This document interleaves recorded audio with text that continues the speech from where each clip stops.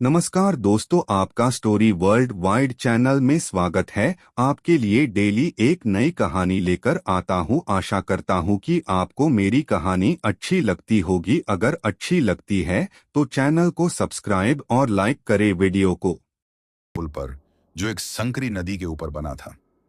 नदी का पानी काला और स्थिर था, जैसे वह बिल्कुल ही न बह रहा हो। पुल के नीचे से एक रोने की आवाज आ रही थी, एक बच्चे के रोने जैसी, लेकिन उसमें एक अजीब सी विकृति थी। मैंने ट्रक का इंजन बंद किया। सन्नाटा और भी गहरा हो गया, सिर्फ वह रोने की आवाज बची थी। मैंने अपने आसपास देखा। ट्रक के अंदर अब कोई नहीं था। मंगल सिंह, मजदूर, वो सभी आत्माएं गायब। सिर्फ मैं था। नसीर, मैंने पुकारा, लेकिन कोई जवाब नहीं आया। मैंने ट्रक से उतरने का फैसला किया। दरवाजा आसानी से खुल गया। बाहर की हवा ठंडी और नम थी, और उसमें सड़े हुए अंडे जैसी गंध थी। पुल की लकड़ी की पटरियां सड़ चुकी थीं, और कहीं कहीं से पानी झांक रहा था। मैंने पुल के किनारे से नीचे नदी में झांका। पानी एकदम काला और गहरा था, और उसकी सतह पर एक तैलीय परत तैर रही थी। रोने की आवाज अब और साफ आ रही थी, और लग रहा था कि वह पुल के ठीक नीचे से आ रही है। कोई है? मैंने चिल्लाकर पूछा। रोना रुक गया। एक पल के लिए पूरा सन्नाटा छा गया। फिर एक आवाज आई, एक बच्चे की आवाज, लेकिन उसमें एक बूढ़े का कर्कशपन था। मुझे बाहर निकालो, यहां अंधेरा है, बहुत ठंड है। तू कौन है? मैंने पूछा। दिल जोर से धड़क रहा था। मैं वो हूं जिसे तू ढूंढ रहा है, आवाज ने जवाब दिया। मैं वो हूं जो तुझे आजाद कर सकता है। मैंने पुल के किनारे पर झुककर नीचे देखने की कोशिश की, लेकिन कुछ दिखाई नहीं दिया। सिर्फ काला पानी था। कहां हो तुम? नीचे, पानी में। लेकिन तुझे यहां आना होगा, मुझे छूना होगा। यह एक जाल था, इतना मुझे पता था। लेकिन क्या कोई और विकल्प था? क्या मैं इस पुल पर हमेशा के लिए फंसा रह सकता था? मैंने पुल के किनारे पर बने एक पुराने जंग लगे सीढ़ी को देखा, जो नीचे नदी तक जाती थी। सीढ़ियां टूटी फूटी थीं, और उन पर कीचड़ और काई जमी हुई थी। अगर मैं नीचे आऊंगा, क्या तू मुझे आजाद कर देगा? मैंने पूछा। हाँ, आजाद कर दूंगा, तुझे और तेरे दोस्त को, आवाज ने कहा। मेरा दोस्त? क्या वो नसीर की बात कर रहा था? क्या नसीर अभी भी जिंदा था? इस उम्मीद ने मुझे एक नई ताकत दी। ठीक है, मैंने कहा, मैं आ रहा हूं। मैंने धीरे धीरे सीढ़ी पर कदम रखा। लकड़ी की सीढ़ियां कमजोर थीं, और हर कदम के साथ कराह उठती थीं। कीचड़ फिसलन भरा था, और मैंने अपना संतुलन बनाए रखने के लिए जंग लगी रेलिंग को पकड़ा। रेलिंग नम और ठंडी थी, और लग रहा था जैसे उसमें से कीड़े निकल रहे हों। नीचे पहुंचते ही रोने की आवाज फिर शुरू हो गई, और अब वह बिल्कुल करीब से आ रही थी। मैंने अपने चारों ओर देखा। पुल के नीचे का हिस्सा घना अंधेरा था, और हवा और भी ठंडी हो गई थी। पानी किनारे तक काले कीचड़ भरे गाद से लबालब था, और उस गाद में कुछ हिल रहा था। यहां, मैं यहां हूं, आवाज ने कहा। मैंने कीचड़ में कदम रखा। यह गहरा और चिपचिपा था, और मेरे जूते उसमें फंसने लगे। मैंने अपना फोन निकालकर टॉर्च जलाई। पीली रोशनी ने अंधेरे को चीरा, और मैंने देखा कि गाद में एक व्यक्ति का आकार दबा हुआ है। सिर्फ एक हाथ बाहर निकला हुआ है, और वह हिल रहा है। मुझे बाहर निकालो, आवाज उसी हाथ से आ रही थी। मैंने धीरे धीरे उस तरफ बढ़ना शुरू किया। कीचड़ मेरे घुटनों तक आ गया था, और हर कदम के साथ एक चूसने वाली आवाज आ रही थी। जैसे जैसे मैं करीब पहुंचा, मैंने देखा कि वह हाथ सूखा और झुर्रीदार है, जैसे किसी बूढ़े का। लेकिन आवाज अब भी एक बच्चे जैसी थी। जल्दी करो, आवाज ने कहा, और अब उसमें एक अजीब सी उत्सुकता थी। मैं उस हाथ के करीब पहुंच गया। अब केवल 1 ही फीट की दूरी थी। मैंने अपना हाथ बढ़ाया उसे पकड़ने के लिए, लेकिन जैसे ही मेरी उंगलियां उस हाथ को छूने वाली थीं, वह हाथ अचानक तेजी से आगे बढ़ा और मेरी कलाई को जकड़ लिया। यह हाथ बर्फ जैसा ठंडा था, और उसका पकड़ लोहे जैसी मजबूत। मैं चीखा और छुड़ाने की कोशिश की, लेकिन वह हाथ नहीं छूट रहा था। अब तू मेरा है, आवाज अब पूरी तरह से बदल चुकी थी। यह एक गहरी शैतानी आवाज थी। तू मुझे आजाद करने आया, बेवकूफ? अब तू भी हमेशा के लिए यहीं फंस जाएगा। मैंने जोर से खींचा, लेकिन वह हाथ और भी कसकर पकड़ रहा था।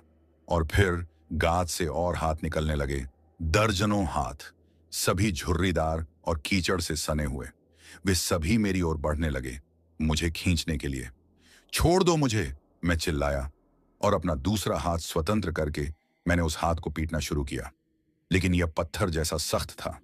तभी एक और आवाज आई, एक परिचित आवाज, भैया उसकी आंखों में देखो, उसकी आंखों में मत देखो। नसीर, वह जिंदा था। नसीर, कहां हो तू? मैं पुल के ऊपर हूं। भैया वो तेरी आत्मा को खा जाएगा, उसकी आंखों में मत देखो।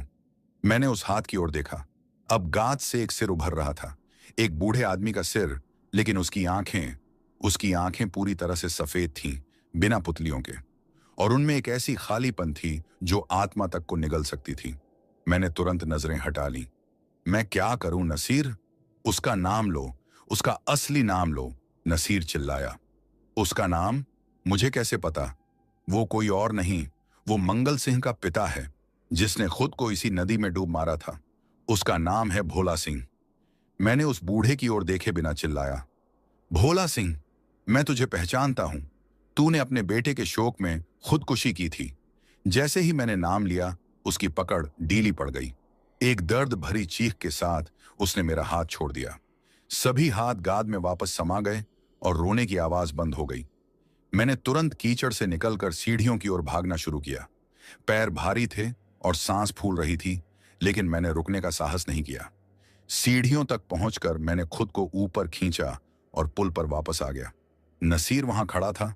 उसका चेहरा पीला और डरा हुआ था, लेकिन वह जिंदा था। भैया, उसने कहा, और हम एक दूसरे से लिपट गए। तू कहां था? मैंने पूछा, आंसू छलकते हुए। वो मुझे पुल के नीचे ले गया था, नसीर ने कहा, लेकिन मैं उसकी आंखों में नहीं देखा। तुम्हारी आवाज सुनकर मैं छुप गया। फिर जब तुमने उसका नाम लिया तो उसकी शक्ति कम हो गई और मैं भाग निकला। हम दोनों ट्रक की ओर मुड़े, लेकिन ट्रक अब वहां नहीं था। उसकी जगह पर एक पुरानी जंग लगी कार खड़ी थी। ये क्या? मैंने हैरानी से पूछा। समय फिर से बदल रहा है भैया, नसीर ने कहा। हमें जल्दी करनी होगी, हमें इस पुल को पार करना होगा। पर कार से? हाँ, इसी से। चलो। हम कार में सवार हुए। अंदर की सीटें सड़ चुकी थीं और स्टीयरिंग व्हील जंग लगा हुआ था। मैंने इंजन स्टार्ट करने की कोशिश की। चाबी घुमाई और इंजन एक कर्कश आवाज के साथ जीवित हो उठा। मैंने गियर डाला और कार पुल पर आगे बढ़ने लगी। पुल की पटरियां हिल रही थीं और लग रहा था कि वह किसी भी समय टूट सकता है। हम धीरे धीरे आगे बढ़े। पुल के दूसरे छोर पर एक आकृति खड़ी थी, एक लंबा पतला साया। जैसे जैसे हम करीब पहुंचे, वह आकृति और स्पष्ट होती गई। ये वही बूढ़ा था, भोला सिंह, लेकिन अब वह पूरी तरह से सफेद आंखों वाला नहीं था। उसकी आंखों में एक दुख भरी समझ थी। उसने अपना हाथ उठाया हमें रोकने के लिए, लेकिन इस बार उसके चेहरे पर गुस्सा नहीं, बल्कि एक प्रकार की शांति थी। मैंने कार रोक दी। हम उसके सामने खड़े थे, सिर्फ कुछ ही फीट की दूरी पर। भोला सिंह ने धीरे से सिर हिलाया और फिर एक तरफ हट गया, जैसे हमें जाने की इजाजत दे रहा हो। वो हमें जाने दे रहा है? नसीर ने आश्चर्य से पूछा। शायद हमने उसे कुछ शांति दी है, मैंने कहा। शायद उसे अपना नाम सुनकर एहसास हुआ कि कोई उसे याद करता है। मैंने कार को फिर से आगे बढ़ाया और पुल को पार कर लिया। पीछे मुड़कर देखा तो भोला सिंह अब भी वहीं खड़ा था, लेकिन अब वह धीरे धीरे गायब हो रहा था, जैसे सुबह की धूप में कोहरा। सामने सड़क फिर से दिखाई दे रही थी, NH 33, लेकिन अब यह पहले जैसी डरावनी नहीं लग रही थी। शायद हमने एक बड़ी लड़ाई जीत ली थी, या शायद यह सिर्फ एक और विराम था, आने वाले और भी भयानक अनुभवों से पहले। पुल पार करते ही हवा में बदलाव आया। वह सड़े फूलों और जले रबड़ की गंध कम हो गई। उसकी जगह ताजी ठंडी हवा ने ले ली। सामने NH 33 फैली हुई थी, लेकिन अब वह सामान्य लग रही थी। सड़क के किनारे दूर कहीं एक गांव की रोशनियां टिमटिमा रही थीं, उम्मीद की एक किरण। नसीर ने राहत की लंबी सांस ली। लगता है हम बच गए भैया। मैंने हाँ में सिर हिलाया, लेकिन मन ही मन एक अजीब सी बेचैनी थी। यह बहुत आसान लग रहा था। क्या सच में श्राप टूट गया था? क्या भोला सिंह को शांति मिल गई थी? मैंने कार की स्पीड बनाए रखी। हमें जल्दी से जल्दी इस हाईवे को पार करना था।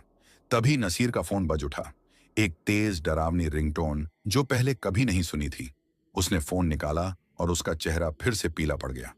भैया, ये मेरे भाई का नंबर है। मत उठाना नसीर, मैंने चेतावनी दी।